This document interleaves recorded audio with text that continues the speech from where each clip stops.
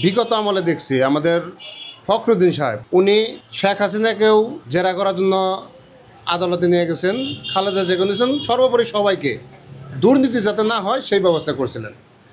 আমাদের একটাই টার্গেট, আমাদের এই মাননীয় উপদেষ্টা ডক্টর ইউনূস সাহেবের কাছে উনি নিরপেক্ষভাবে, ওনার টাকার অভাব নাই, ওনার কোনো কিছুর অভাব নাই, আল্লাহ দিলে উনি প্রত্যেকটা দেশে স্বয়ংসম্পূর্ণভাবে যে সম্মানটা পায় এই সম্মানটা কোথাও আর পায় না।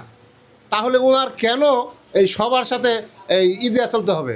উনি ওনার স্টেট কার্ড, যেহেতু উনি প্রধান উপদেষ্টা, উনি ওনার উপদেষ্টা মণ্ডলীর নিয়ে গণ্যমান্য যারা আছে তাদেরকে নিয়ে ওনার ব্যক্তিত্ব গুণে উনি সবাইকে দুদকের আওতায় এনে বিচার করুক। শুধু ফ্যাসিস্ট নিয়ে থাকলে হবে না। ফ্যাসিস্টকে না, আমাদের এরশাদ ছিল, এরশাদকে আমরা কী বলছি? স্বৈরাচার। এখন বর্তমানে এই শেখ হাসিনা এরা ফ্যাসিস্ট আমাদের কাছে।